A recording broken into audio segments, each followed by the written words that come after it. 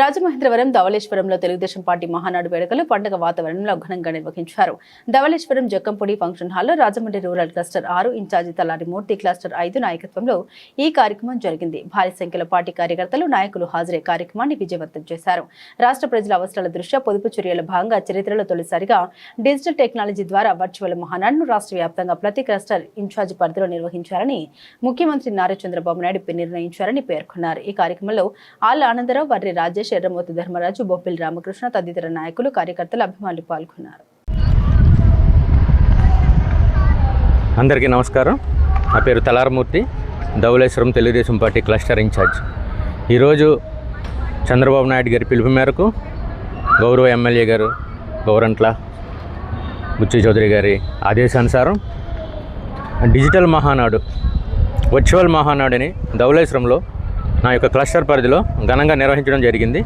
మరి గత 2 రోజుల నుంచి మే 27, మే 28 తేదీల్లో ధవళేశ్వరం జక్కంపూడి కళ్యాణ మండపంలో ఈ కార్యక్రమాలు ఏర్పాటు చేశాం. మరి ధవళేశ్వరం కార్యకర్తలు, నాయకులు, అశేష అభిమానులు తరలివచ్చి ఈ కార్యక్రమాన్ని అత్యంత వైభవంగా పాల్గొన్నారు.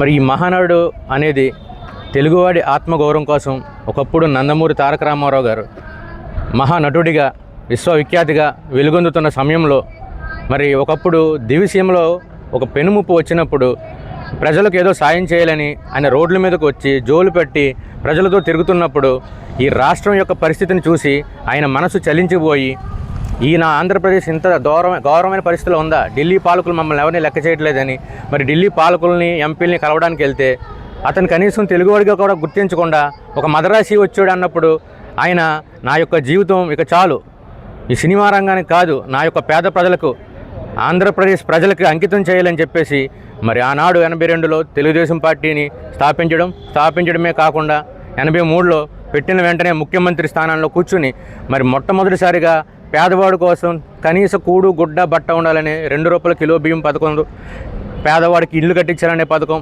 మరి పేదవాడు కంటి నిండా నిద్రపోతూ పనికి వెళ్ళాలనే పథకాల్లో శ్రామికులని గుర్తుపెట్టుకుని, పేదవాళ్ళని గుర్తుపెట్టుకుని వాళ్ళ కోసమే ప్రజారంజక పాలకం చేయడమే కాకుండా ఈ మహానాడు అనే మహోన్నతమైన కార్యక్రమాన్ని స్థాపించారు. ఈ మహానాడు ముఖ్య ఉద్దేశం ఏంటంటే ప్రతి ఏటా మేము ప్రజల కోసం, తెలుగువాడి కోసం, పేదవాడిని ఉన్నతంగా ఎలా తీర్చిదిద్దాలనే దాని మీద ఒక తీర్మానాలు, ముసాయిదాలు ఏర్పాటు చేసుకుంటూ రాష్ట్ర వ్యాప్తంగా ఉన్న కార్యకర్తలందరికీ మరి పార్టీ ఆదేశానుసారం మేము ప్రజలకు ఎటువంటి సేవ చేయాలి అనే కార్యక్రమాలు చర్చించుకుంటూ మరి పేద ప్రజల కోసం కూడా, పార్టీ కోసం, కార్యకర్తల కోసం కూడా మేము ఒక ప్రణాళికను వేసుకుని ఈ కార్యక్రమాన్ని జరిపించుకుంటూ మరి ప్రతి ఆటలాగానే ఈ ఆట అత్యంత వైభవంగా జరిపించుకున్నందుకు మరి కలిసి తరలి వచ్చిన తోటి కార్యకర్తలకు, నాయకులకు నా కృతజ్ఞతలు తెలుపుకుంటూ సెలవు తీసుకుంటున్నాను.